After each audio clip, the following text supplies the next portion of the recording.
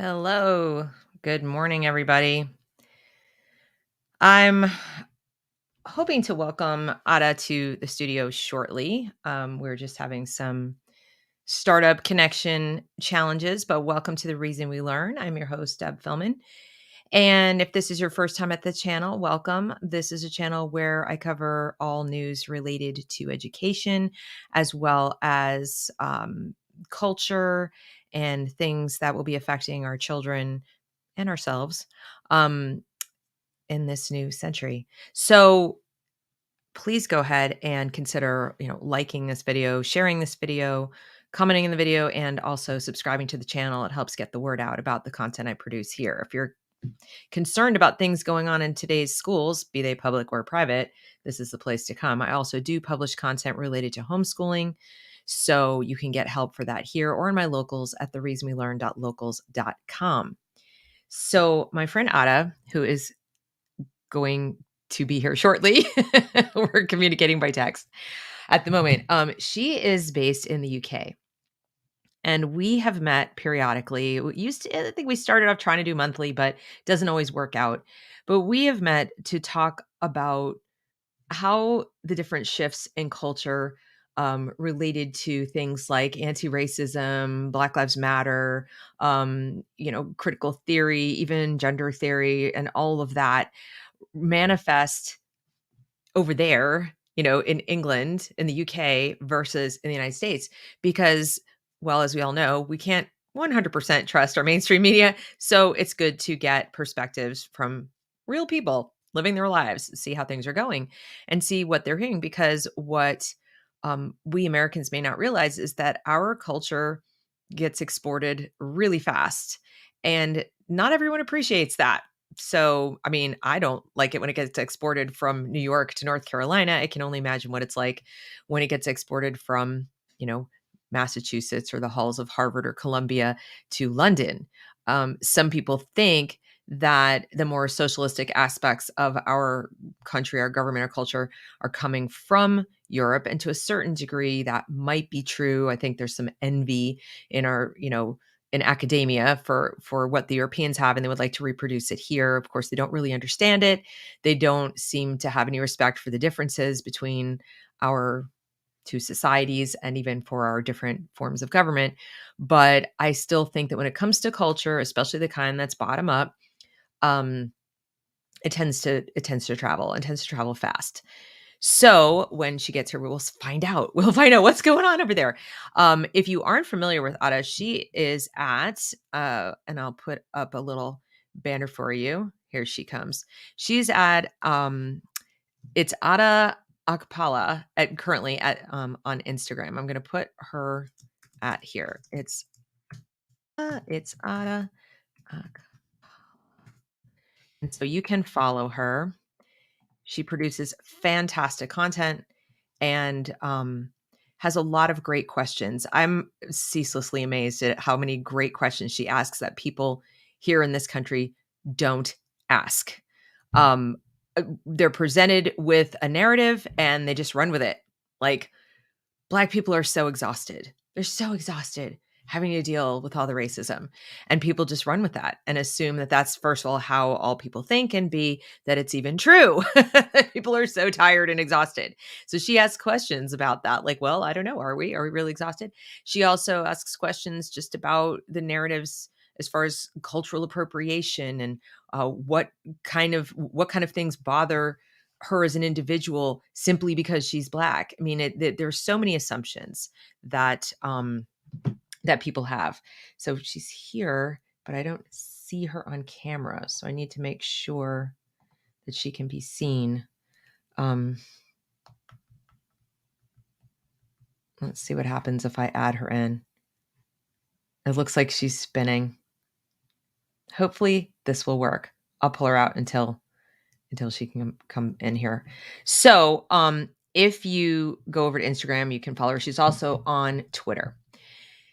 For those of you who follow me and my channel, you'll notice that I've been covering gender theory and things of that nature a lot more lately than critical race theory. And there's a reason for that.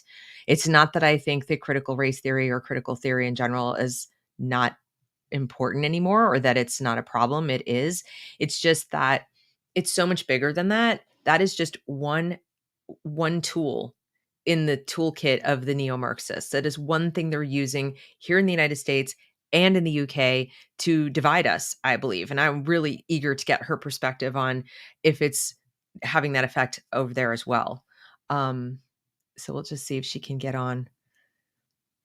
This is what happens sometimes with the technology. So if you have questions related to that topic, or you have questions for somebody who lives in the UK, please go ahead and put them in the comment section and engage in the chat with us when she gets here. Or if you have questions for me. I did put up a video last night that I think is important for every single parent, well, actually every person to watch, because one of the things we don't realize is how many things are impacting our culture that are right there in plain sight, but we don't know where to look for them. So we go look in a place we think they'll be and they're not there. And then, we say, well, it's not there. My, hi, how are you today? So my advice is to go to the Board of Education or go to your local government and put into the search box various terms. So put in there things like equity and inclusion. Put in the term gender or gender identity and search on those terms to see what publications, presentations, policies relate to that in your state. And you might be surprised where they take you. You can also Google. And you can search in other ways. Try DuckDuckGo because Google might be burying some of the stuff, but in some cases they're very proud of it. So, all right, here we go. You're here! Yay! Hello. How are you? Can you Can hear you me? hear me? Yes, we can hear you just fine. Hi, I can't hear you. Can you hear me? Uh-oh. I can't hear you at all. You But can't. I think it's my phone. Hang on. My microphone says it's working. One minute. Hold on. It can't be you. You can hear me perfectly well. I can hear you perfectly well. I can't hear a word. That's very strange. Can all of you hear me in the audience? This is turning into a cluster, isn't it? It says my microphone let me is try working. something. Just 1 minute. This is what happens when we say we won't test. I know, right? Okay, Oh I'm gonna try. I'm gonna try something else. I can't hear. Let me see. 1 minute. You can hear. Can you guys hear me? Okay. I am author, and I sell literally thousands of books on Amazon. Okay. I'm gonna try. I was using AirPods, so say and something. I was wondering if that was causing a problem. Can you hear me now?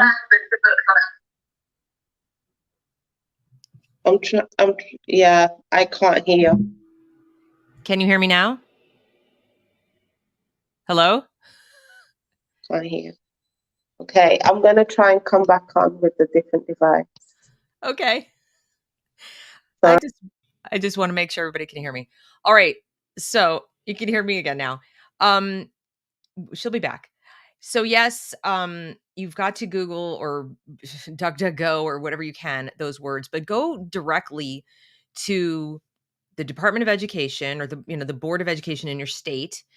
Go to your school district on their local sites and put that into the search box. Again, it's equity, inclusion, and gender identity. Those are the things you want to put in. You're looking for policies, curriculum, anything, but just look for the words because you don't know how they're going to package it. Also, go to YouTube. Just go to YouTube, put your state and put gender identity or gender affirmation or something like that, or transgender policy for your state, for public schools. Start, just kind of playing with the words and search around because you might be shocked to discover there's a presentation out there in plain sight explaining everything to you. It's also worth your while to just go to your government site in your state and look up what the law says. New Jersey, for example, has a law that explicitly mandates the teaching of gender identity.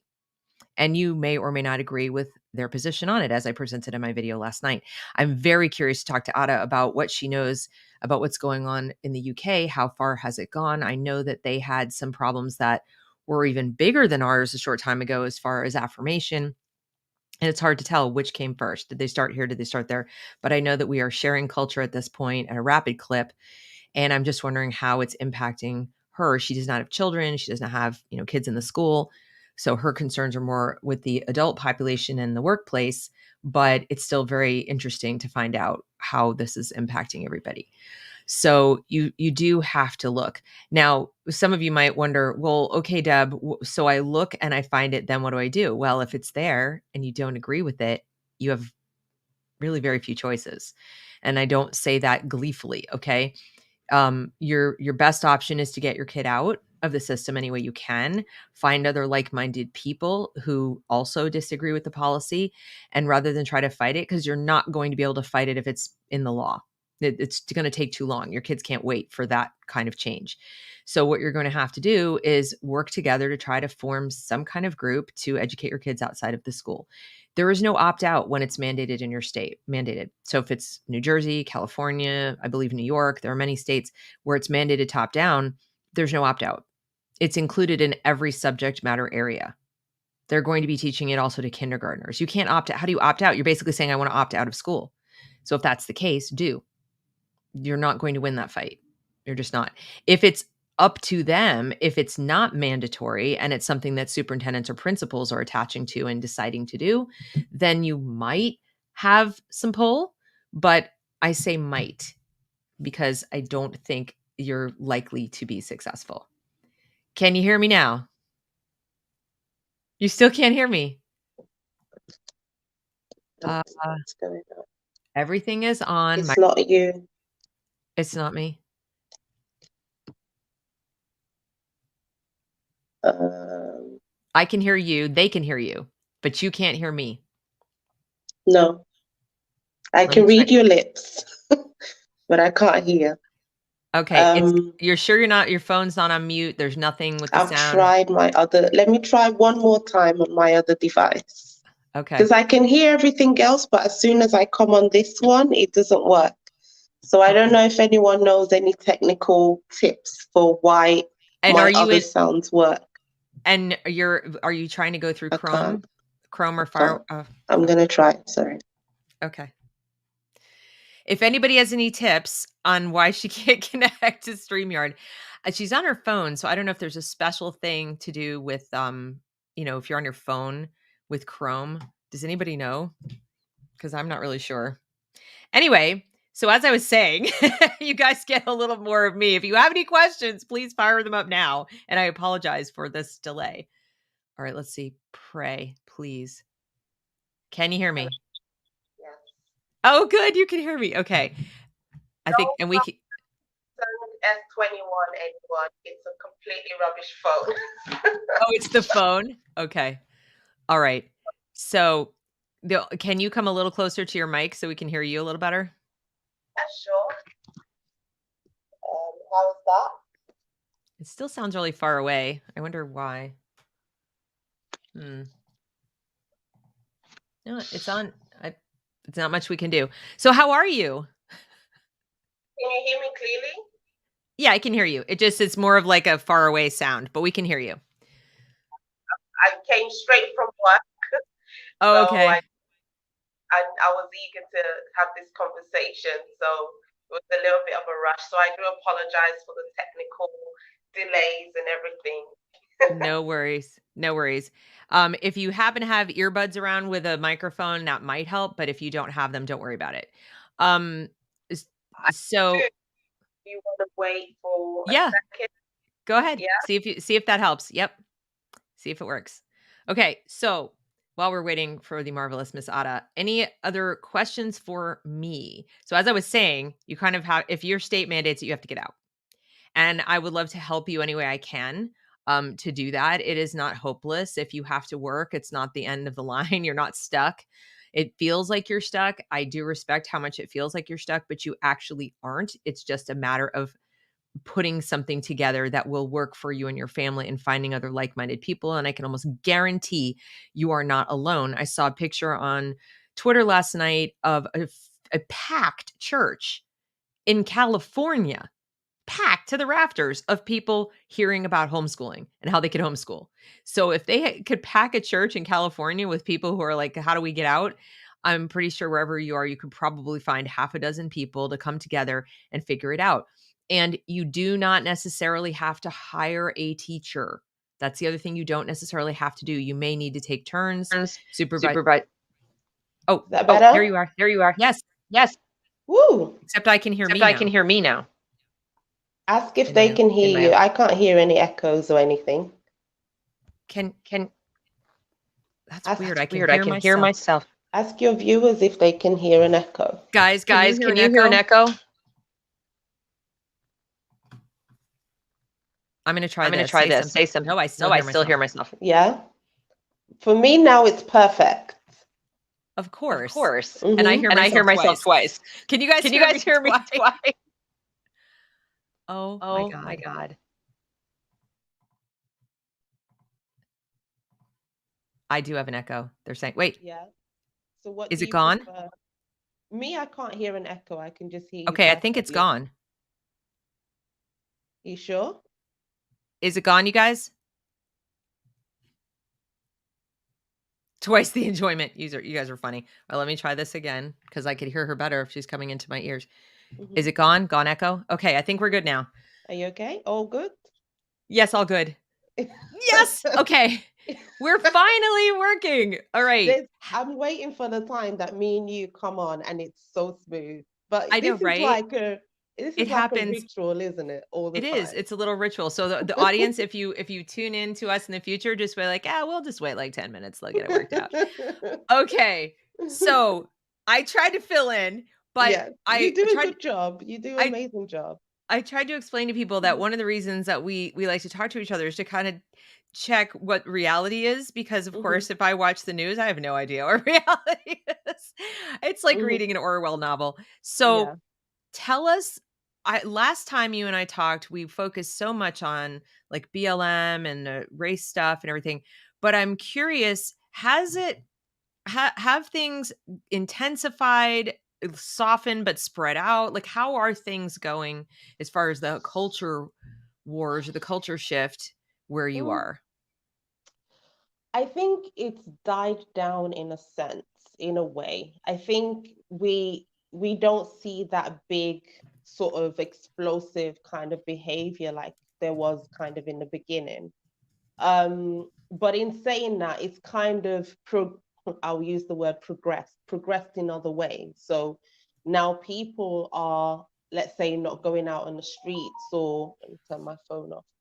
But now we're seeing more articles, we're seeing new theories, like it is also in the US as well, right? Mm-hmm. So it's died down in that sense, but not 100%, right? Okay. Not 100%. Okay. Mm-hmm. So maybe less intense, like people aren't rioting in the streets and kind of putting it in your face in that way, but it's just more ubiquitous, like people are taking for granted that everybody has to be on board with DEI or else you're on the outs. Is that kind of how it is? Or well, yeah, I think that's not just with race things. I think that's just with everything, with the pandemic, with the racial wars. Now everyone seems to be digging up everything to do with history and making it some kind of oppressee thing. When the same dynamics of the past is not necessarily the same as today. And what I'm finding nowadays in the Western world, and when I say Western world, I mean the UK, the US, Canada, these kind of main countries where a lot seems to be going on, is I feel that they have lost a sense of reality, and I'm trying to understand why. And it's a lot of things, right? But I think the main thing is this: when there's no kind of depth in oneself. So, we've talked about this before. It's like there's less things that they have to worry about when it comes to things aiding survival, things aiding your actual physical existence in this earth. So you have time to, cook up silly theories or to try and make sense of things in a way that suits your own narrative.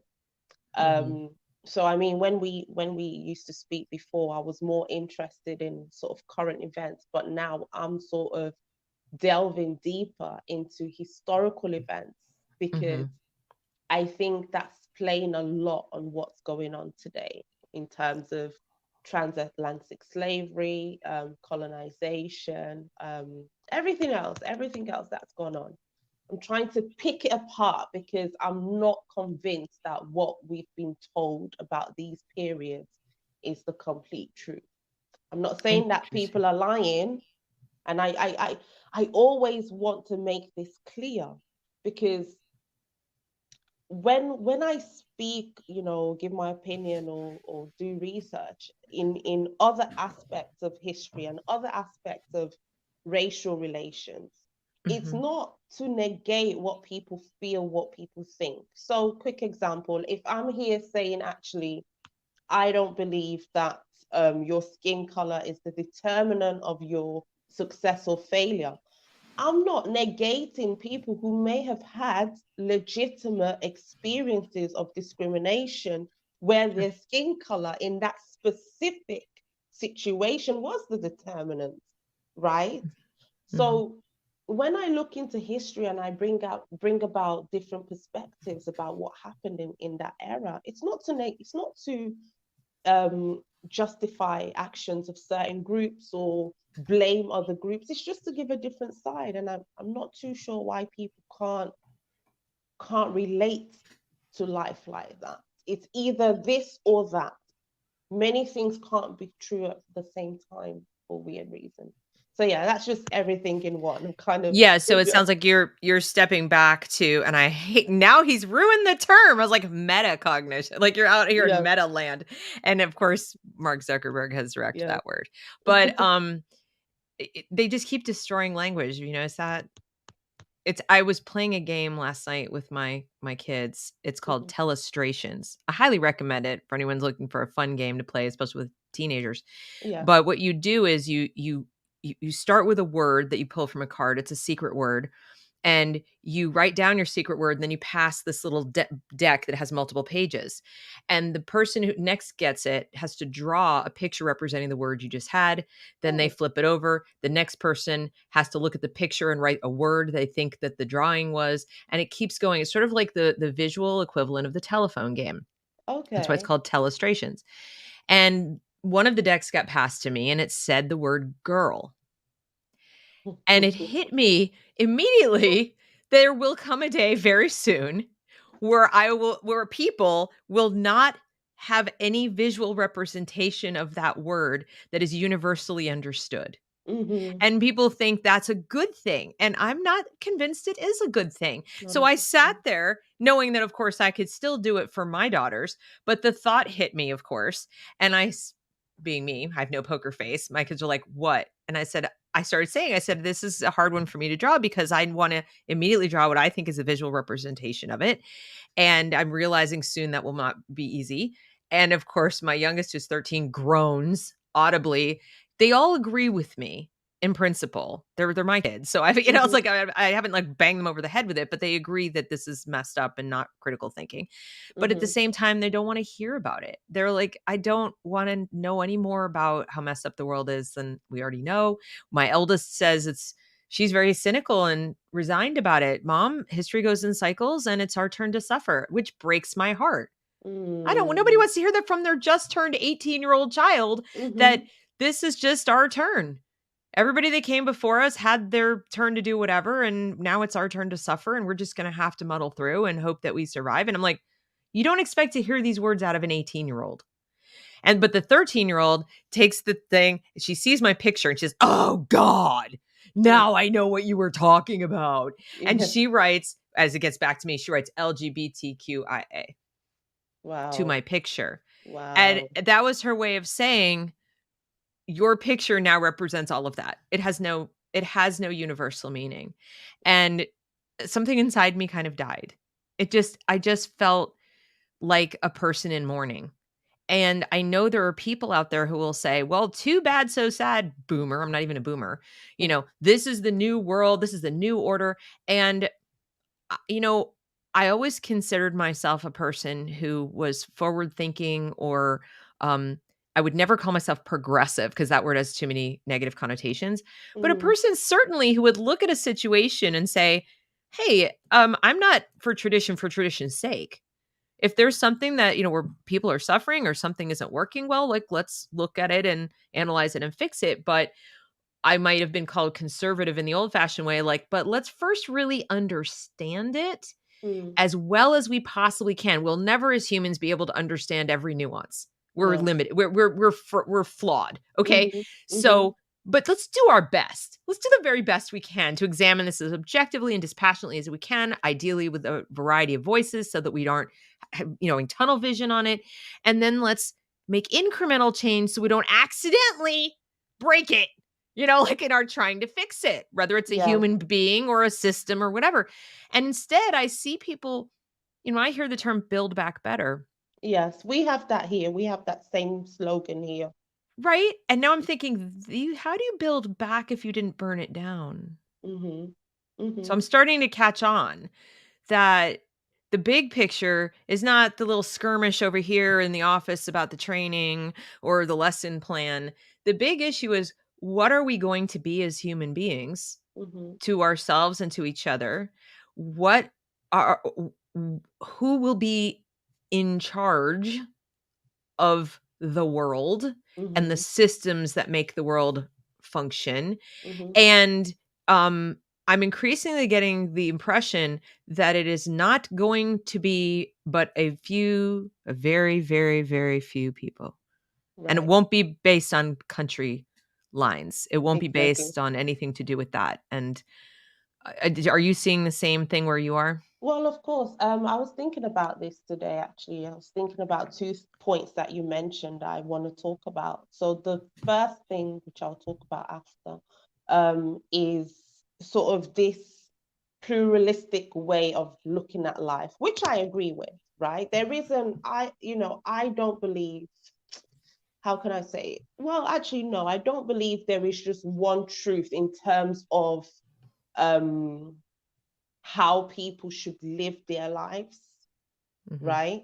I don't believe that there is just one. I believe that there are common interests, there are common desires, common goals, common objectives, regardless of the culture. The only difference is how we, express those or how we get to those, right? But the Mhm. basic principles of survival, justice, every Right. culture has that, just variations in a sense of how they execute those things.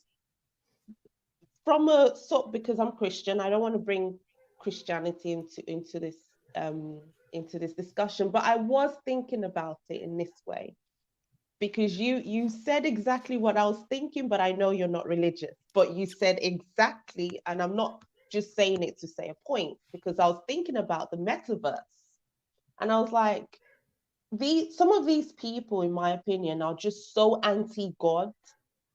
And phrases like build back better, phrases like great reset, resetting things, and then you have the metaverse. It's like it's almost like God did a bad job. God didn't do a good job. So let's recreate, let's redo this planet, let's redo our world. And I was watching the advert for this metaverse, and it's basically 3D virtual reality. And we are moving towards that, aren't we? Because in that kind of reality, anything can be anything. Anyone can be anyone. Girl can be a boy. If you want to be a cat, if you want to be the moon, if you can, anything goes in these kind of spaces. And it's almost a distortion of everything that we know, which brings me to my next point of, I am hardcore a traditional person. I may not live my life fully that way, but my mentality is that way. And I Mhm. don't mind new ideas. I don't mind new ways. You're right. But we've spoken about this many times. The problem is that these are trying to be forced up on us, and that's the problem.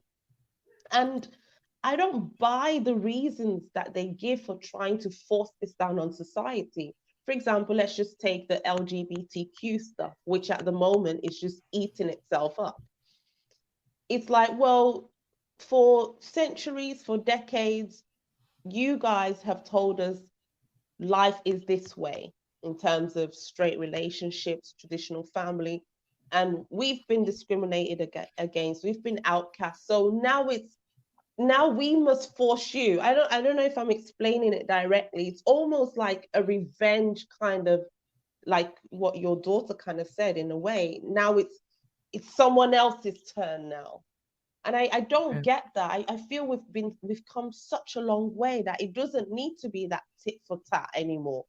We can all coexist, Mhm. albeit not agreeing or not liking everyone around us, Mhm. but we can all coexist. And I feel that that's not gonna happen. I feel Right. like that's not gonna happen.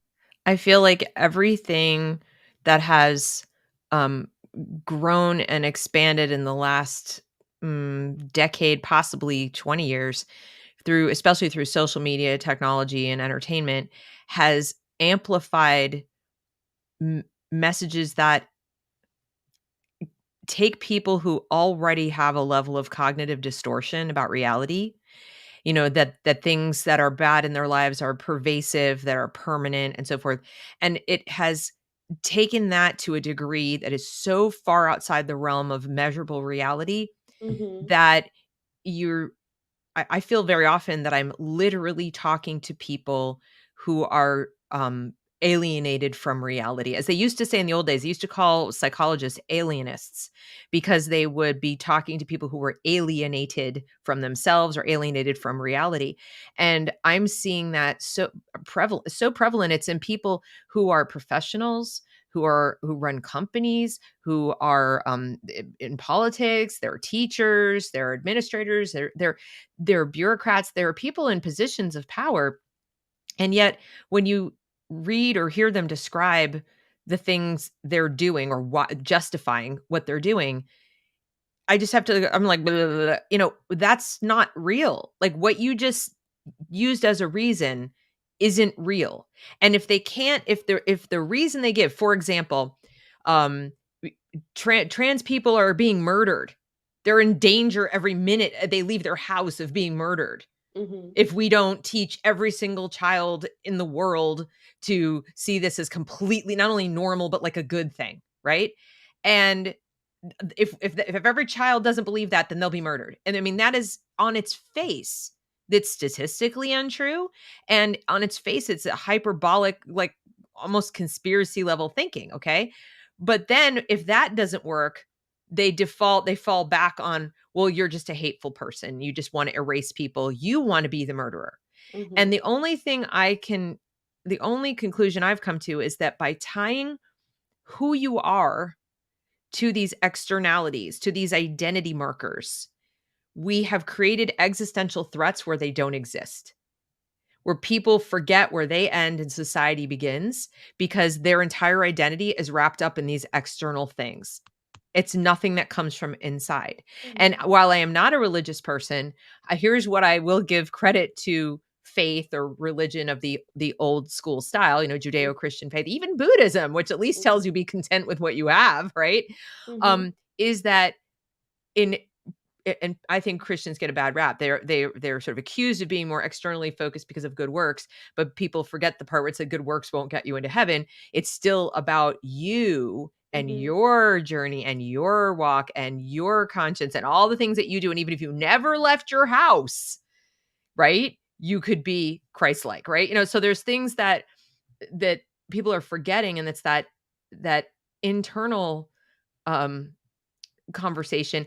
And I saw somewhere recently that people were writing about how they just discovered there are people who don't have an internal monologue.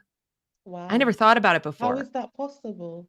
Well, they're saying there are people who don't think in words, or that their thoughts don't have shape, or words that don't have like Linguistic. a where, yeah, they don't have like a running something going on in their mind where they're like either going through what they see and what's happening. They just feel the Mhm. things that are happening to them. And I obviously can't relate because that's not how I am. I don't say they're bad. I'm just saying I'm starting to wonder if that type of person isn't being encouraged to develop from a very young age, so that we Mm. have people who are fundamentally different in terms of how their brains are functioning, so they're automatically more reactive than people who do think through things first and then react. I'm not saying Mhm. everyone does it perfectly. I certainly don't. I can Mhm. be reactive, but I'm saying that if you don't even have that at all, Mhm. what do you, I can't even begin to imagine, but people like, "Oh, yeah, I don't have that. I don't have that at all." And I won't say it's a one-to-one, but very common. I'll go and look at the people who read those articles and say, "Yeah, that's me, that's me." And I look at their profiles and you see, mask in picture, pronouns in bio, Mm. sometimes other things. And I'm starting to wonder if we haven't already been rewired to a certain degree, or if Well, that tendency isn't being used through this metaverse, like put people in a virtual reality. Are they even going to know? Are we building the matrix for real? well, I'm starting to wonder. well, I think a lot of people have already been rewired. I think obviously if you were born in this kind of generation, then life is going to be very different for you. Life is going to be very, in my opinion, I'm going to use the word unreal. You Right. know, there are many, like you said, you hit the nail on the head. You know, that inner kind of life, many don't, everything is so, external, and that's why everyone is so reactionary, because there isn't a time to reflect.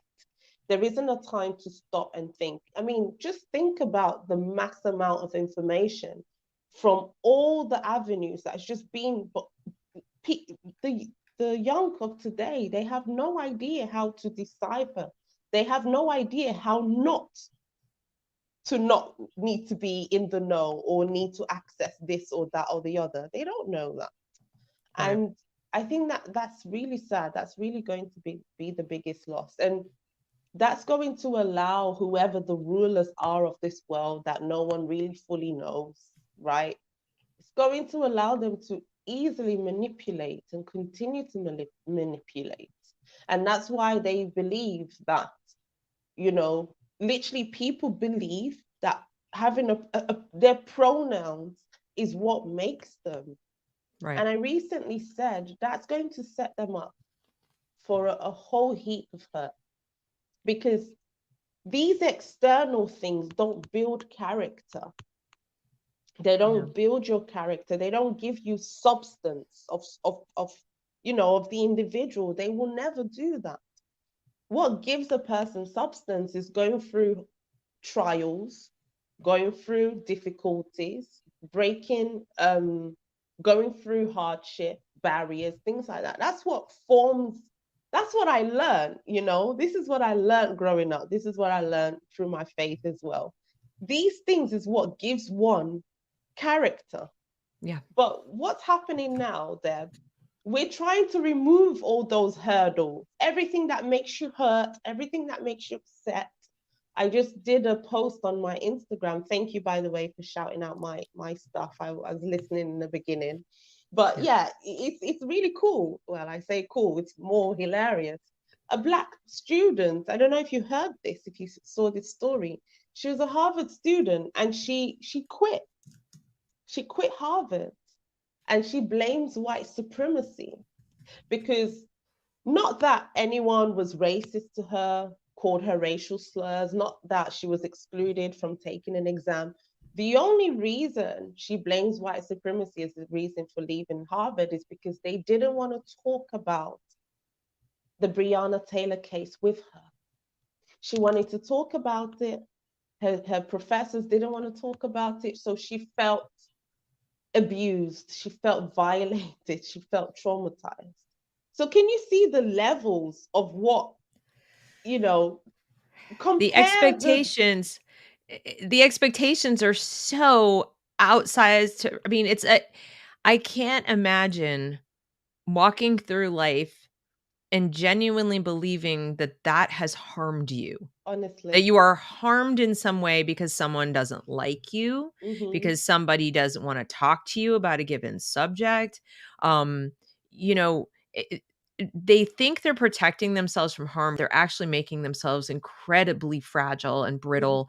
And the problem I have with that, aside from feeling pity for them, pity they don't want, but it's there, I can't help it. They Um, want it. well, they want it, but they don't want it for the reason that I'm Mhm. feeling it, okay? Yeah. They, is that they're dangerous. When people are perceiving that you are their, mortal enemy because you exist, Mm. that's when genocide happens. And Mhm. I've said this multiple times on this channel, and people roll their eyes, or people tell me what was the one I got in an email? Somebody said that I was a histrionic loon, Interesting. and and actually was running around sending separate messages to people I interview. I'm surprised you Mhm. didn't get one.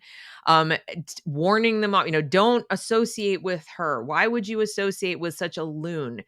And go ahead, think what you want, but I really would love for people to see a timeline of, just take whether it was Mao or Stalin or Hitler or whatever, and then Mhm. start from when they came to power, when they first were on the scene with any power at all, and then year by year, what steps were taken by through their leadership on the population, and then how long it took to arrive at genocide, what steps were taken, and then you lay that over the last just 4 or 5 years, and I'm sorry, I challenge anybody out there to come away from that not getting a chill down their spine, where they were Mhm. already hearing that kind of language. And the thing that they don't understand is no one is going to be immune, just like they weren't in the other genocides. Just Mhm. you aren't going to save yourself. You're not creating your by doing this and attacking people because you Mhm. can now, because you've been Mhm. given license to attack because Mhm. of your identity markers. Mhm. That I'm sorry, that's not going to protect you for two reasons. People will fight back, Mhm. that they're not going to just go down. Okay, Mhm. that's not going to happen. And Mhm. secondly, the they have to move the goalposts. Power is not maintained it when you're trying to create a system of, like an entryism. Mhm. Mhm. Okay. And I Mhm. just watched a video about that today. If you're trying Mhm. to create a caste system like that, the Mhm. people who are really in charge of the levers of power Mhm. aren't going to allow the most rabid converts to remain in the in group, Mhm. because those people will be most disappointed most quickly. Those Yeah. of us who are picked on, that's part of why, honestly, I've been on I'm not a conservative, I've been a sort of libertarian conservative, whatever, my whole life. So Yeah. I've spent my whole life being on the outs, growing up in New York City and going to school in the Northeast. So when all this woke stuff happened, I mean, I'm alarmed. I'm definitely Mhm. alarmed. Yeah. But I I'm a little less panicky, and I'm a little more resigned even than the person who just figured it out. Well, the Mhm. people who are the new converts, when it hits them that they're in the crosshairs too, that they're Mm. not immune, eh, they're not gonna be ready. They're not Yeah. gonna be in any way, shape, or form capable of surviving it. And I am trying to warn them too, but they don't wanna listen. They think, "You just hate us." I'm like, "No, actually, I probably care about you more than you care about you. Mm. You just don't see it." Is that a specific group or someone within? I would say it's people who, um, are what I would call the well-meaning teachers slash educators slash, uh, they're even to a certain degree, um, center left, if you will. So Mm. they're saying like, we have to protect the trans community. They're in danger. They might even be in the trans community. Mm. Okay. Yeah. And so I'm speaking about the people who are trying the hardest to reinvent reality Mhm. and claiming they're doing good and they're doing something really wonderful and being very defensive when you question them. They're going to be they're set up for a big hurt. Yeah. That's not going to go. There will be backlash. There just will be. That's how history works. Go look. Yeah. Just read a I book mean, if anyone, before I they burn was. them all. Oh, it's even funny. I even watched what's that show called on Netflix? How to be a tyrant. Have you seen that? No, Yeah. I have not. It's I keep saying it's funny. I don't know why I keep using this adjective, but actually it's funny in the sense of wow, this is literally everything that's going on now. It's on Netflix now, so I recommend it. And it literally goes through all, because I'm working on something um that I want to do about human supremacy, right? So there's a lot of things about white supremacy. So I'm trying to continue developing this thought about human supremacy, and you can see as far as in history, you have Stalin, like you mentioned, Hitler, Idi Amin, who wasn't white. Then you had Mao. Then you had Joseph, forgot his last name in. Then you had the dictator in Haiti. Oh, yeah. So Baby Doc Duvalier. right. So Yeah. what's actually why we are so educated, we're so intelligent that we are stupid, if that makes sense. This current generation.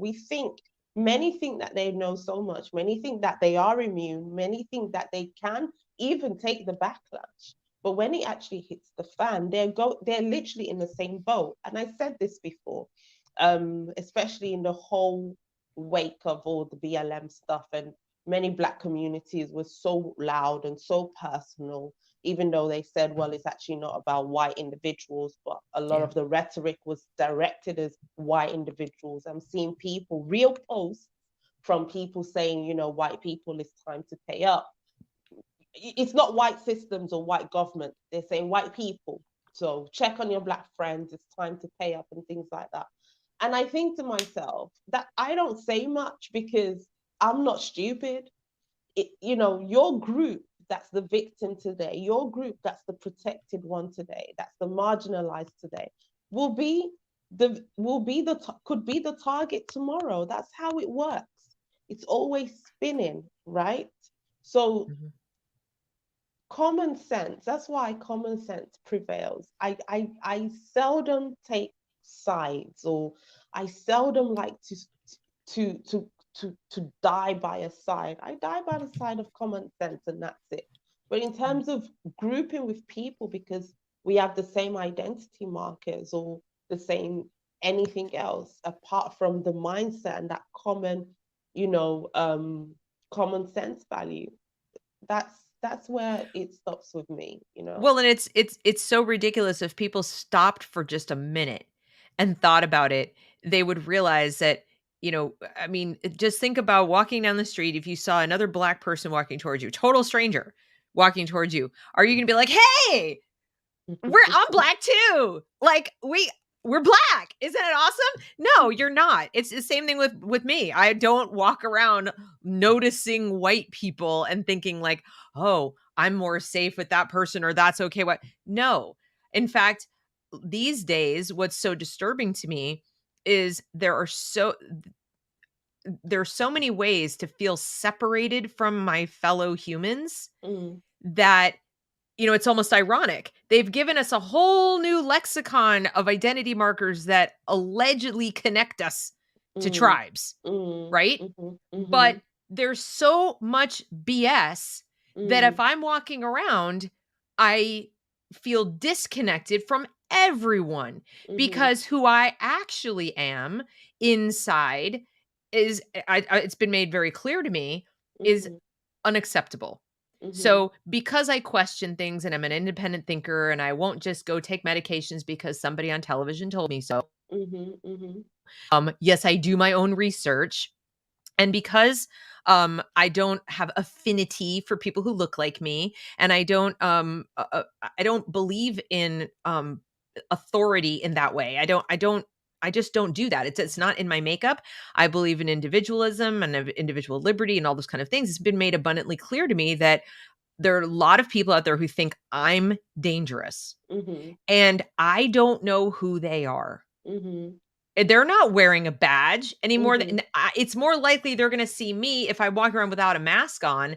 That's mhm, my badge. That's mhm, my identifier, right? But mhm, I can't tell, so I almost don't wanna talk to anybody unless I know of them in advance through some other means, and I've connected with them, and we know that, we're both, like, on the same page as far as common sense and all this. Otherwise, I find myself almost I used to be the kind of person who would strike up a conversation with random people. I won't do it anymore. No, I just won't do it's it. too dangerous. And It's in a time that anything can be taken against you, anything can be filmed and used, which I personally don't care about. I personally don't talk to strangers anyway. But even within my own sort of world, it's like, well, what can we speak about? What's going to be okay? And it's so sad because before, even though they say you shouldn't talk about politics and things and religion, we could. And yeah, it was a thing of, all right, that's what you think, that's what I think, let's move on with our lives. But now you don't even need to talk about politics. You just need to mention certain things, and automatically politics is implied. If I talk about vaccine, politics is implied. But what one technically doesn't have anything to do with the other one. So when no, people say, oh, it's not a political thing, it is exactly a political thing, to the point that whether you are or not can tell me who you support, who you vote for, and exactly. so on. And that's completely wrong. There hasn't been any time in history when this has happened. People have been taking flu shots or not taking flu shots. That doesn't coincide with their Right. political beliefs, right? And Not this at is, all. it's not the fault of people. And that's why I'm saying people just need to be awake, right? That's the word they use. The media and the government and whoever have been the ones that have drummed it. So you can see it from the headlines. Yep. For example, even, okay, forget vaccine, even the BLM stuff. That's when my own common sense told me this is not about Black people. Right. This is not about Black people because I'm in the United Kingdom. We have a BLM chapter here, not even chapter, BLM, I would say branch, because it's in the US, it's in the UK, it's in Canada, right? But I'm in the UK anyway. And one of the first headlines I saw, it said George Floyd was murdered, but then it had a whole load of thing about Trump. And as a British person, I was like, what the frick what does this have to do with Trump? Well, it's because he's a racist. But this has been going on before Trump came, right? So by you linking it to him, this is nothing to do with Black people. This is, I mean, we've been talking about this for 2 years. I'm not going to Right. beat a dead horse, but this is you using this possibly legitimate thing to look at for a political cause. And once that's mixed, it's lost Right. on me, and it should be lost on everyone else. Well, I think it's because politics at some point in time became I mean, it may have always had a little bit of ideology on its fringes, but it became exclusively ideological. And, I'm sure there's smarter people than I am who could figure out, when exactly it happened or why, but when it did, when it was fully captured by ideology, that's when I think everything became political, because it isn't really political. It's a battle of two worldviews, two ideologies. Mm-hmm, One is the ideology that the West has had since the Enlightenment, basically, and certainly since the United States ratified its constitution, which then, of course, helped give birth to the parliamentary democratic systems in Europe. And I'm not saying, it's all us, we did it all, but I do think that was at that time in history that started like a snowball effect mm-hmm, of, some might even say that was sort of the peak, the pinnacle of the Enlightenment, that, mm-hmm, individuals have natural rights. Certainly you might start with the Magna Carta, then come, whatever. It doesn't, the point is individual right were things that we all read were sacrosanct.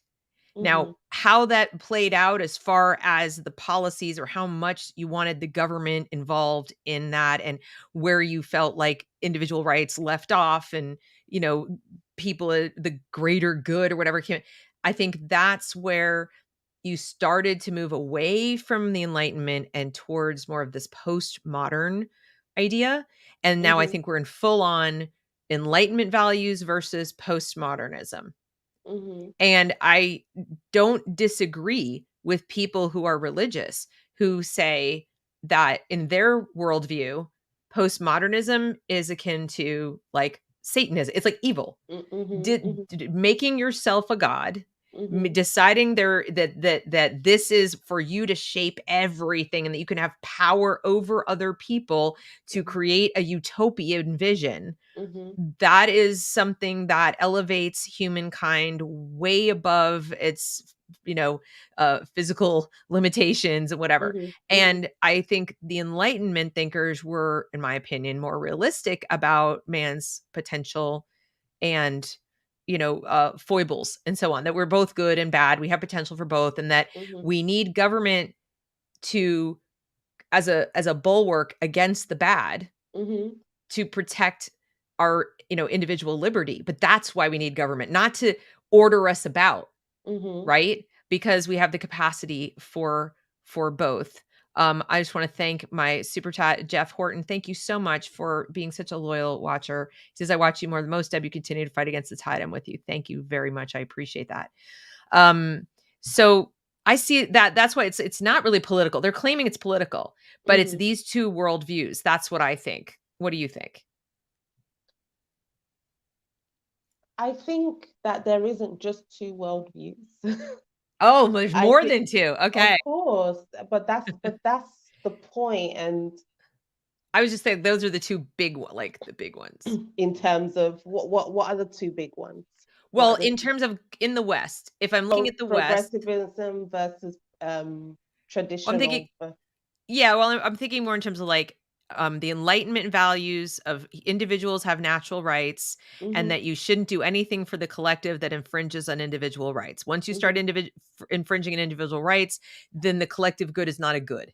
Okay. And then you have postmodernism, which says you're all oppressed, especially these groups. Life is a system of power structures. It's all zero sum game.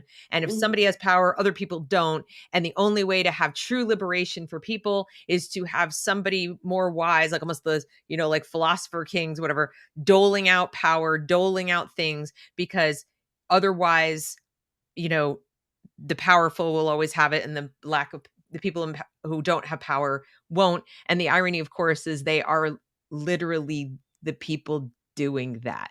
In other words, they're projecting. Everything they say is a projection of who they are and want to be. Yeah. I think it's so complex. I think, and that's the problem. There's 7 billion people in the world now, and everyone has their own ideas, and then which means every group has their own ideas, and then you go state level. So the biggest problem is we're all trying to reconcile a lot of things, right? Yeah. You had the Enlightenment age, yes, but now we're in this sort of, I would say, new age. I don't like this term, but everything is, we're trying to, not we, I don't say we as we, but everything is being reconstructed, right? We're saying, actually, we don't believe we don't believe this is how things are meant to be. But the crux of it is, we are all looking for meaning. Doesn't matter the time period, we are all searching for that. What is the point of all this? And, right. People arrive at different answers. Some people is faith-based. So the point of all this is, actually, this isn't my permanent home. This is my temporary home. I have to do my best for myself, for people, for the God I believe in. And then I go to the next life, right?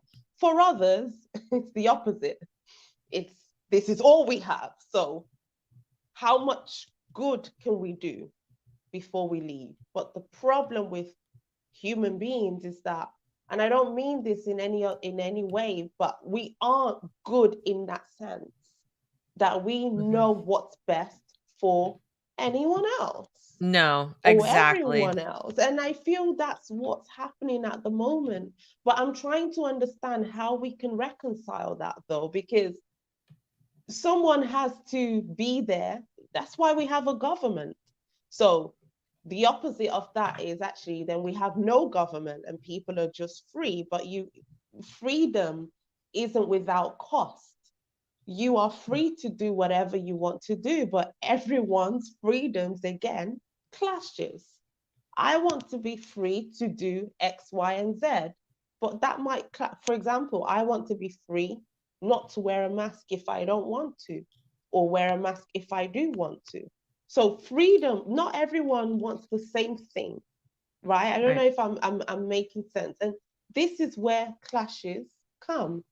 And then, Right. of course, once you involve governmental bodies, then that's when all the politicizing of everything comes into place as well.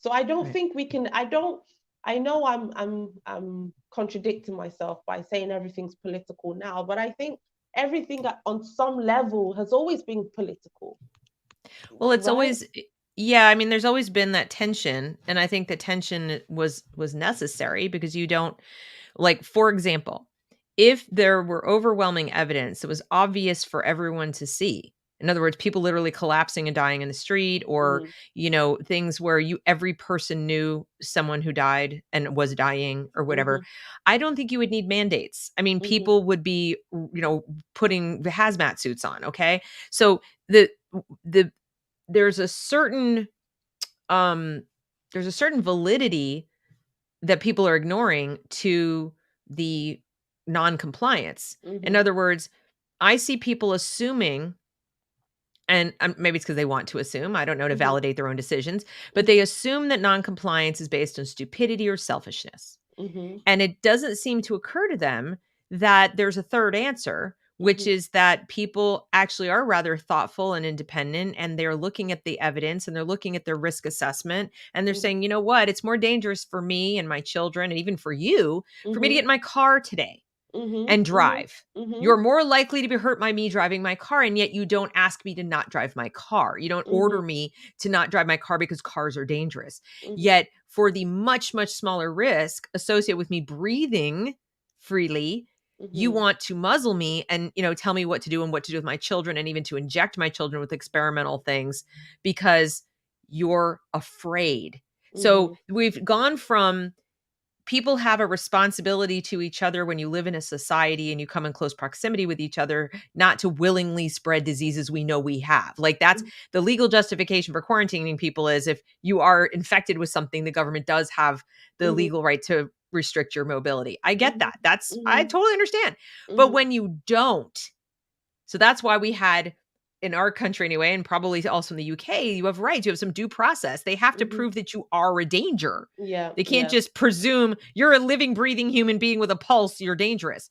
And because exactly. that is the excuse that tyrants have used since time immemorial to punish their political enemies, is to Mm-hmm, simply say, this group of people who won't comply with my arbitrary edicts mm-hmm, are a danger to society. They're a danger to your health. They did it to the Jews. They did it in China with, mm-hmm, people who were rightists. And so they said they were dangerous, they were mentally ill.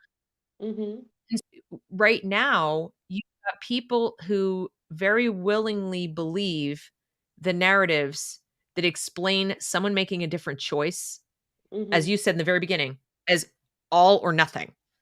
There's good, there's bad.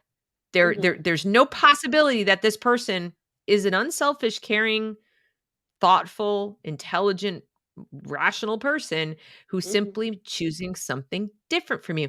And what cracks me up is that is to say that they are evil and selfish and terrible is no different. It is literally no different than the person who once upon a time said, "How could you possibly be gay?" mm-hmm. You That's you know, that, that's you're automatically a bad person. but that's the point I made earlier. It's I want you to see how we felt thing, right? For Mm, example, even with the racism, you know, racism was really a thing, of course, yeah. right? It exists now, but I'm sorry, it's not a thing. If you can catch my drift, but it was a thing. Black people lost out a lot in the US, in the UK. I'm not going to delve into all the history now, but I Sure. don't believe it was just as simple as white man bad, black man innocent kind of thing. But just to make a point I'm trying to make. So now it's a sense of, well, this is everything that happened to us, right? Now, my mentality would be, actually, we've progressed. Great. We've had presidents, we've had, people in high positions, people who even now your previous oppressors, I'm sorry I'm speaking this way, but I'm just trying to No, make that's a point, true. are now even emulating you, wanting to be like you. We had recently that the singer, Jesse something, the whole cultural appropriation thing. Do you remember Right. that? Right? I don't remember the name, but I know what you're talking about. Yeah, Jessie, and she apparently was she was blackfishing, so she was darker, she had big curly hair, I think fuller lips. So you even have white people wanting to Right. look like black people. Wow, so much has changed. So my mentality would be like, so let's move together now. What can we accomplish together now, right? But it's Yeah. not that. It's okay, now we have a foot, we have a standing. Okay, so I want you to pay, excuse me, I'm going to make you pay and feel what I feel. And yesterday I was watching John McWhorter. I hope I said his name right. I And think it's McWhorter. I think it's McWhorter, I'm so sorry, McWhorter. Yeah. my British and Nigerian and No, Portuguese that's accent in it's one. That's why I can get away with this. But I was watching, I was watching him and Glenn as well, and it was so profound what they're saying exactly what I'm saying now, because John was basically, and I'm saying their first names like I know them. I don't know them, I highly respect them. But anyway, he was speaking about traveling on the subway in America, in New York. And he said so plainly, and I admire that, he was like, when you ride these subways, the most problematic people are Black men. The most problematic people are Black men. And I was saying to my partner, my fiance yesterday, and it's similar here. If a group of young Black boys dressed in a certain way, so please, I'm not talking about any random Black, but we know when a group of young Black boys dressed in a certain way, in a certain demeanor, come on the bus, come on the train, I'm different, because I know how that can lead to. And many of the times I'm not proven wrong, which is also unfortunate, which is a whole nother conversation for another time about stereotypes that I don't want to talk about now. So what Glenn was asking him was, well, don't you feel they behave in this way because of the legacy of Jim Crow, of slavery, of redlining, of everything else that's happened, racial segregation? And John McWhorter was saying, I can understand, but it can't always be the fallback to, well, this is a bad behavior because of that. Because not everyone who is a young Black man acts like that. So if it was just that, then it should affect all. If it doesn't affect all, then you have to bring into that concept of personal choice and right. individual agency, responsibility. Being Right. poor doesn't make you behave a certain way. And I've said this 100 times when I talk about the violence in our communities. I just wrote an article, by the way, about a recent shooting that happened in South London. So go check it out. And Where can we find that? if you go on my website, differentvoice.uk, and just go on the blog section, I just wrote about the violence that continues to happen in our communities. I didn't write about this on there, but I want to make a point. When you mention about this, about the violence in the communities, the biggest pushback you get is, well, it's because of poverty. And I don't fully get that. Do you know why? Because poverty, real poverty, isn't interested, is interested in eating, providing for your family. So I can even understand, I don't condone it, but I can understand stealing something to feed your family. But I don't get, well, I'm going to shoot him up, I'm going to stamp on his head. What does this have to do with I am poor? Right? Because Exactly. when immigrants, let's say, from really destitute, because there's poor and there's destitute areas, come to the UK, go to the US, they become our doctors, they become our physicians. They Mm-hmm. they don't settle into that life of crime. So it's not poverty, it's poverty in your mentality. I don't know why I went there, but yes, I was talking about I completely forgot. John McWhorter. Yeah, I'm sure we get But the it point. still I goes don't know back where to I what you said. started and where I finished, but But it does go back to what you said about that something is missing inside. And mm, I've heard some people describe it as, they're searching for dignity. They're missing their sense of dignity.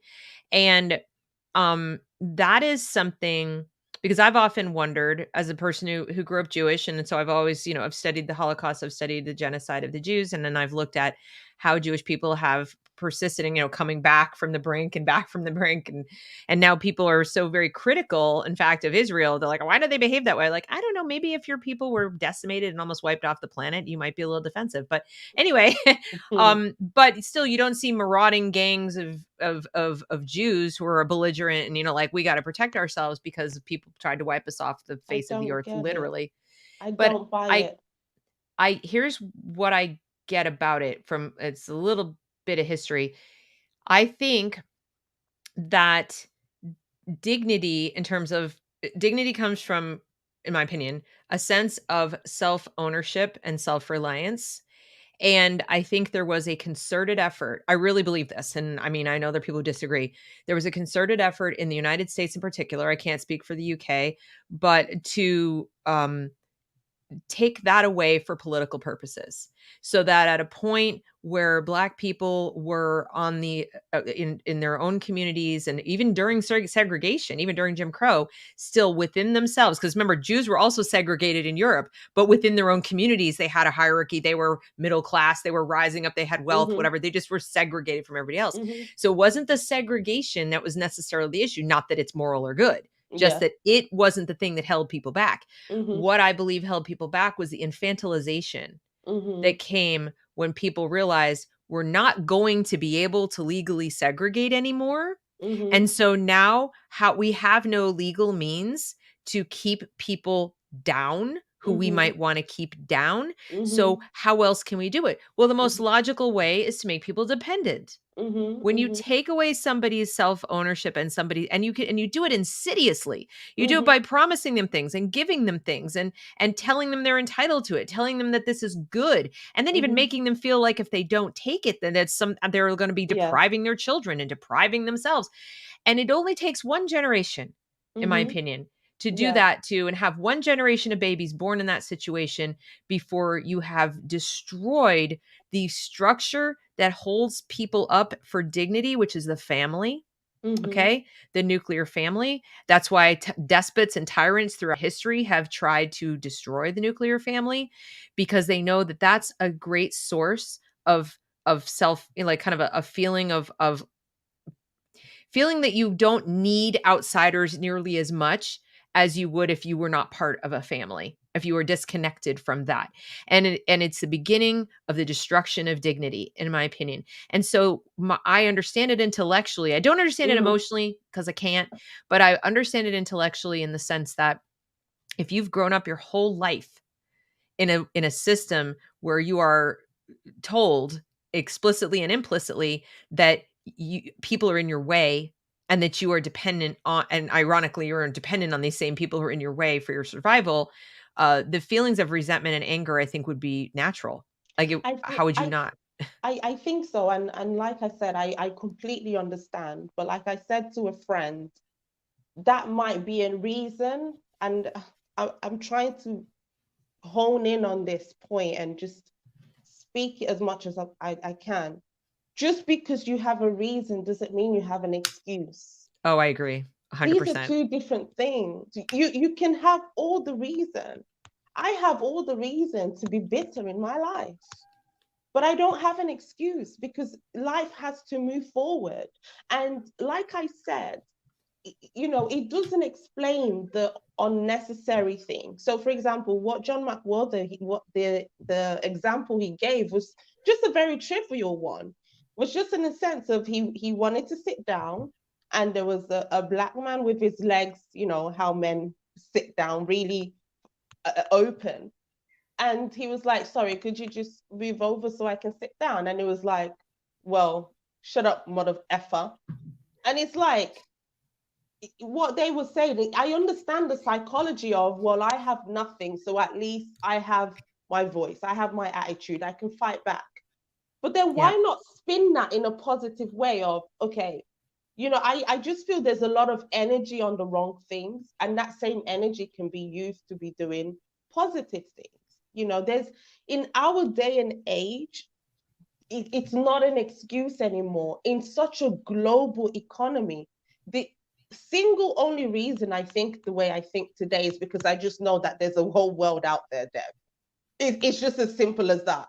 There's just Right. a whole world out there. And that, and part of why I get so fired up about education is that I know enough about I mean, I'm not an expert by any stretch on brain science, okay? Mm-hmm. But I know enough about it to know that when you take very young children and immerse them in messages that are negative, that are external, like where they're externally motivated, and let's face it, Mm-hmm. all of schooling as it is Mm-hmm. currently constituted in the West, is with the industrial school system, public school system, is about external reward. That is Mm-hmm. literally how it's set up. When you go, Mm-hmm. when you're at home learning on your own, you're a little kid, it's like all Mm-hmm. internal, what I want to know. Once you go to school, it's please the teacher, get the grade, avoid the peers, all that stuff. So when you take that, and then the external messages are not ones of hope and overcoming, and you have no excuse, and you will succeed, and I won't let you fail, and you have it in you, and all these kind of messages. And instead it's, let's tell you about all the bleak and terrible and horrible and why you should be angry, and no change is Mm-hmm. going to come unless you're good and angry. Mm-hmm. If you take a 6-year-old and Yeah. you just keep going and hammering away with that, and then they've got this, which Mm-hmm. is doing the same, Mm-hmm. and Mm-hmm. you've I got people agree. on the other side who are crafting narratives and messages to reinforce 24 hours a day the Mm-hmm. same thing they got 8 hours a day at school. And parents are busy, and parents are trying to earn a living, or they're distracted, or they're doing other things, and they just aren't coming in to interrupt that message. And even if they try, good luck. If you've Yeah. got 8 hours of it and then a couple more hours on the internet, and mom has dinner, like that's all that Yeah. mom or dad have, if they're a Yeah. good influence to begin with. Mm-hmm. And now you've got kids whose brains have literally been wired. It's like they have a Yeah. different operating system They than you and do. I have. Yeah. Yeah, for sure. And I that's do why believe. I'm not Sorry. making Mm-hmm. excuses.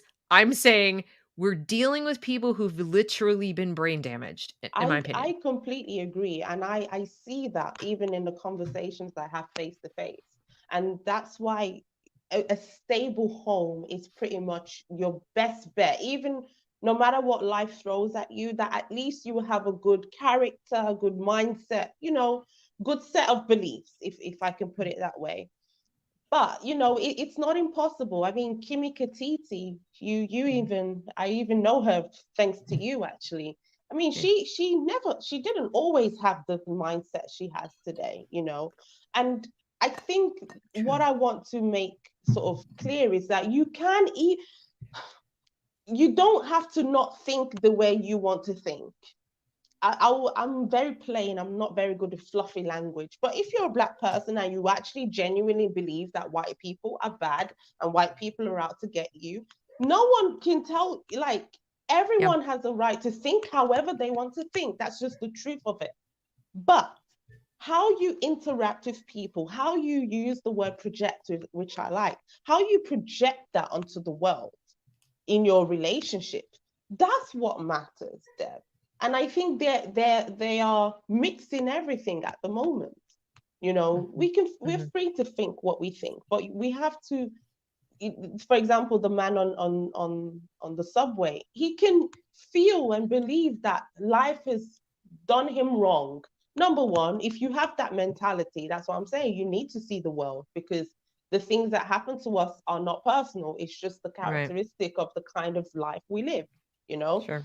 but we have to come out of ourselves. And going back to what you said in the beginning, you can only do that if you have a good structure within you, if you have that good inner life. I know that regardless of my beliefs, as a black woman, as a Nigerian, as a Christian, as a neoconservative, that's a new one now, Neoconservative. because I don't know if I'm Careful, that fully. means you like war, which I'm pretty sure you don't. What? No, no, no, not that one. No. Oh, not that kind of No, neocon, a no, no, different no. kind. Yeah, yeah, different kind. I'm just not fully conservative. I don't even know what I am, and I don't even care about the label. It sort of doesn't matter, yeah. It doesn't. But yeah, so I can have all my opinions and views, but I need to go on with life. Jews might Yeah. think a certain way about their history. Germans might think about that. There's a lot going on. That's the truth. There's a lot that has gone on, right? But Yeah. I think there's just no excuse anymore, in my opinion. Yeah. What um do you have hope that we, when I say we, I mean people who would like to keep liberty and individual rights and reality, at the forefront of how our world functions. Do you Yeah. think there that we have a chance, or do you think we're going to have to go through a dark age, like a phase where people play this out and a lot of people are going to suffer and possibly die, and before people wake up and realize like that sucked, like we need to go back to reading books again, or that somebody will save a cache of books in an attic or a cellar somewhere away from the prying eyes of the state, and we'll have. I mean, I hate to sound like an Orwell novel, but what do you think? What's your take? I think things can get dark. I don't know. I don't know if it will, but I think the way things are going, it can only get dark, right? I think we're living, when I say we, I don't mean me personally, but the climate right now is of fear and confusion. That's the only two words I'll use to describe what's everything that's going on now, whether that's race related, health related, financials, every dynamic, every aspect of our society is being tampered with, right? Right. For the wrong reasons. So only bad can come from that, and that's why me personally, I'm more interested about myself and my life. And of course, what I can give to the world in what I'm doing, but I'm definitely not one of those people that I want to save the world from I can't, because whatever needs to happen will happen, right? The world, in my opinion, is just going in one direction. All the woke groups are eating themselves up. I'm sure you've seen recently, if you're on Twitter like myself, and the I stand with lesbians hashtag is trending because apparently men, right? Because trans women are women, right? So you have literally a man that fully looks like nothing has been done. He literally just woke up and said, I'm a woman and Yeah. I'm a Right. lesbian. I'm a lesbian. So I wanna get with you women. And it's like, for once, I agree with the lesbians. It's like, get out of our space. We became a lesbian because we wanted to get away from you. And now you're coming to us. But then that's so contradictory, because are they women or are they not? But anyway, Exactly. Well, but yeah, that's almost a whole show of that theory about yeah, those yeah, yeah. people. But one of the commenters is asking what your opinion is on Ooh, Mog. It says, can you ask Ada about Mog? Love him or hate him? Jacob Reese. Mog. I don't know. I don't have much of an opinion about him. Okay. I don't I'm know him, sorry. so I guess Oh, I he's think just a I British politician, but I don't okay. I don't Okay. know too much. Sorry. Okay. Yeah. I Okay, because go ahead. that's sort of the first I've heard of him. I'll have to look up who he is. But Hmm. um uh, that's one thing I know is there's nobody here in this country anyway, but in politics that I think, like, "Oh, this person can help us or save us." I don't see political solutions. No.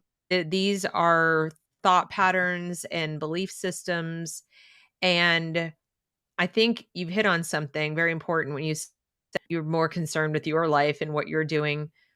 I'm starting to think that's the answer. That's not to say I think we can, or that we can turn a blind eye to what's going on or put our Exactly. heads in the sand like ostriches. Be aware. It's like situational awareness. Okay. Mm, If you were walking through a bad neighborhood, you know, you wouldn't because it's there. You have to go through the bad neighborhood to get to wherever you're going to go. You mm-hmm, would be aware that it's a bad neighborhood, but you would hold your head up high and you would continue walking.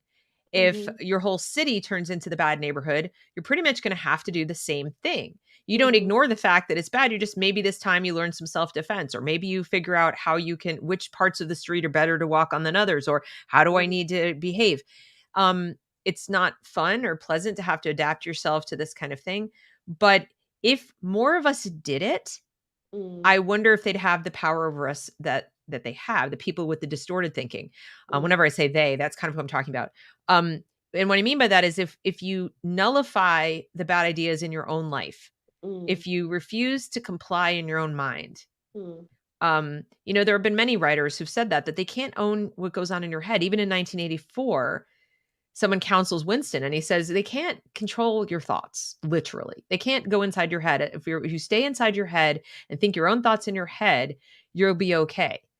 So, and I've heard of people surviving isolation in prison and things like that the same way. Like they mm, can't really come in here and tell me who I am and what I am. I'm just going to have to adapt to my environment and be aware of what's going on.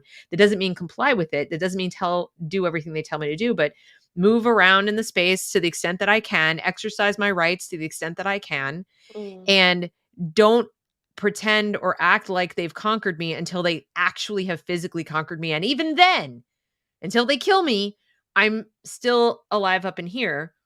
And that's where you just have to keep on keeping on in that way. And I know it sounds cliche, Yeah, but that's what I'm thinking. So when I talk to parents and they say, well, the school's doing this and what do I do? And what do I do? I'm like, so leave. And they'll say, but I can't, but I can't. I'm like, but you can. that's the It's thing. life can be hard. Life can throw you a curveball that is not what you planned, and it is much more difficult than the thing you planned or that you expected. But don't say I can't. It's the same thing as you talking about the men on the subway. Mm, If the minute you say I can't, they win. mm-hmm. Whoever They you is. Yeah, whoever the they in your world is, whoever you yeah, yeah, perceive to be exactly. stopping you Mm-hmm, wins when you say I can't. Now, you can mm-hmm, go ahead and say it's difficult. You can go ahead and seek solace or commiserate with other people and how difficult it is, and maybe you can make it less difficult by doing so. mm-hmm. But I just wonder how much less onerous all of this would be if we stopped fighting them head on like this, which still puts them in a position of power, right? When you're like arguing and fighting and saying, don't do this and don't do that, they're still the ones setting the agenda.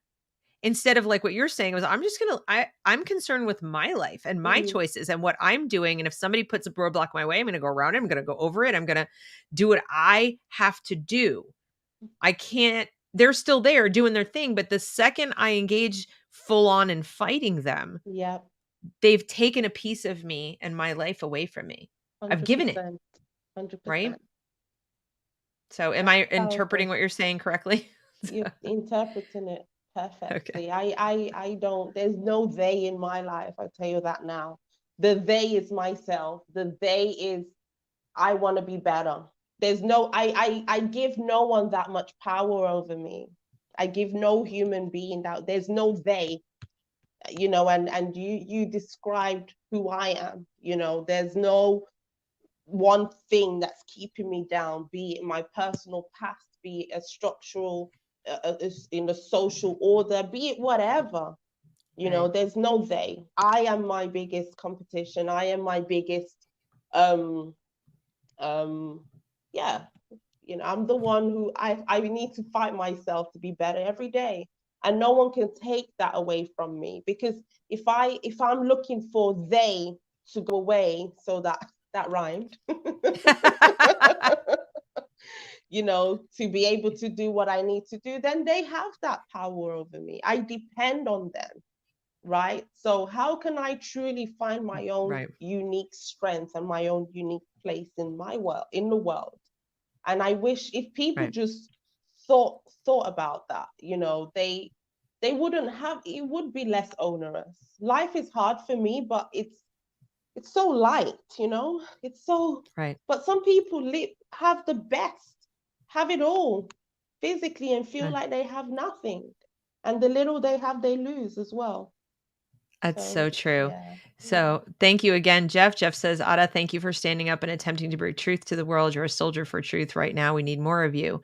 So while you think you're just doing you and being you, you are inspiring other people, which is Mm-hmm. great, and Mm-hmm. why we love and appreciate you, and especially that you came on here to talk to me and to everybody Thank here, you. because I need my periodic dose of you. I woke up this morning feeling quite low. My Twitter feed will be the testament to that, because I haven't quite figured out how to function as a mom of 3 teenagers who get it and who agree with Wow. me, but they're like, I don't want to hear about it Mm-hmm. anymore. I know Mm-hmm. you do, go in your little office and close your door and do your thing, mom, but I just don't want to hear about it. So even I have to take a page out of your book and realize that I have to step out of here when I get done being the little, Paul Revere on the horse thing.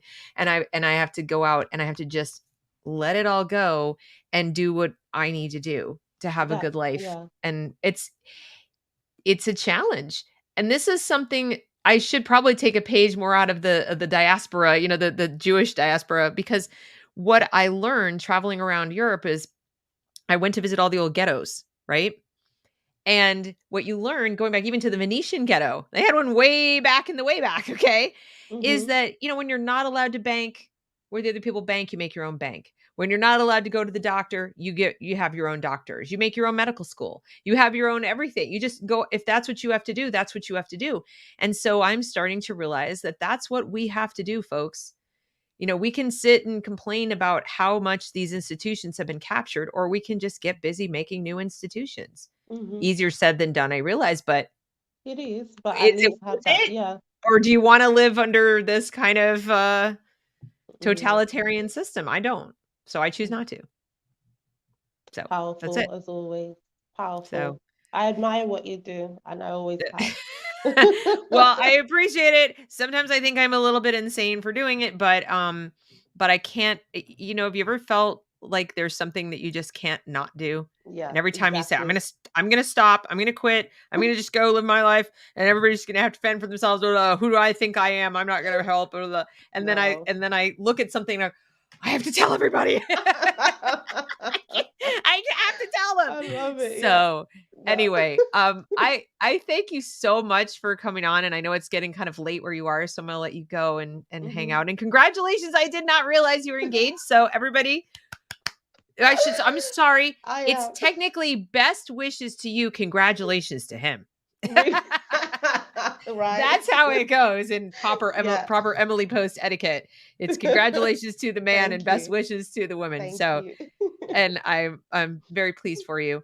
And Thank you I so hope much. we can do this again with a shorter interval. In the Mhm. meantime, everybody, please check out her blog, her website at Different Voice UK, and also the Instagram, which is, as I mentioned initially, it is, where did it go? Oh, here it Ada is. Akbala. Yeah. There Thank you you so go. much. Thank Okay, you. you're It so used to be welcome. different voice, but it's just That's me fine. now. It's just It's me just you. now. But you might as well, because you have great takes and everybody needs to be following you. So thank you I so much for appreciate coming it. on. Thank And I you. hope you have a great evening and And you. all that. Yeah. All right. Okay. Take care. Speak Bye. soon. Thank you. Bye Yes. bye. Bye everyone. Thanks for coming.